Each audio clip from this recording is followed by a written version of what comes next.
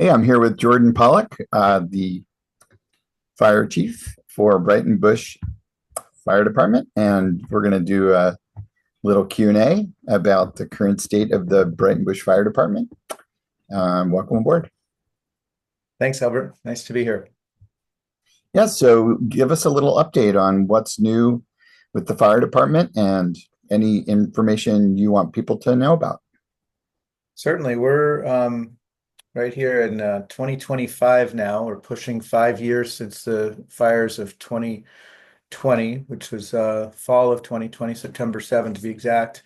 Um, and we're about to do an OPB, Oregon Public Broadcasting, video shortly. They're doing a news piece on us with a 5 year anniversary from that date. So, with that said, with the fires in 2020, we lost the majority of our responders who had to evacuate the area.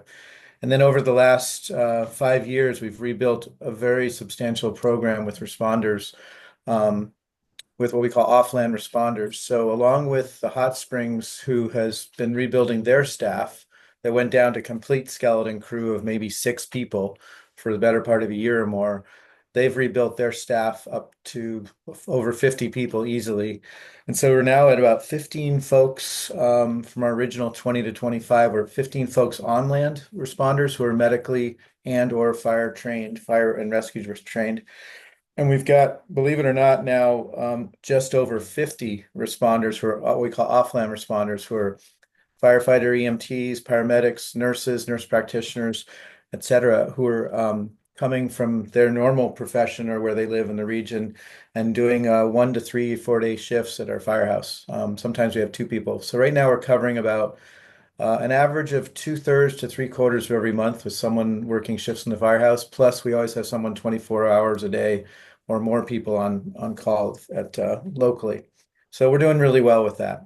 We have with our vehicles gotten down from 4 vehicles down to 2 now. We have an emergency golf cart, a UTV as a lot of places call them, a utility task vehicle, um, with a small water tank and a little pump and baby fire hoses and extinguishers and medical equipment. And that's good for around the hot springs and the summer homes area, which, as most know, that we've lost, sadly, 99% of the summer homes are gone. There's actually one standing out of the 80 some odd homes, cabins. So that golf cart helps us locally in that area.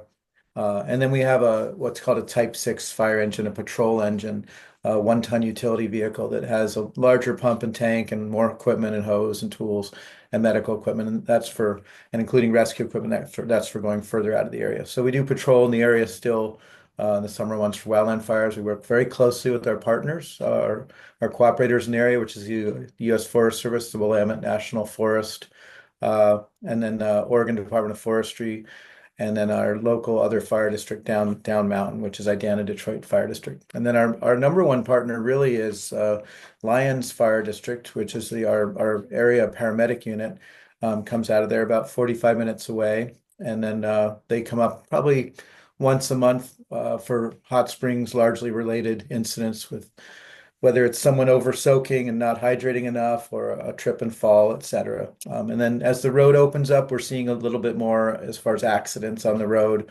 Hopefully not as many as we used to see, and we'll respond out there as needed. But so that's where we're sitting right now. Great. Are there any needs that you have from members of the community and how can they assist?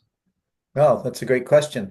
We are donation based largely. The Hot Springs donates a large amount of our budget each year, about half of it, of our $20,000 year budget. And then the rest is through donations, people buying t-shirts at the Hot Springs gift shop or just making donations. We did a donor brick program to build our firehouse. I like to jokingly say our firehouse was built completely on t-shirts and bricks, which it really was for about $100,000. So that program is complete now. We have a little over 1,000 bricks in the donor walkway and around our fire pole, our brass fire pole, around the flag pole out front.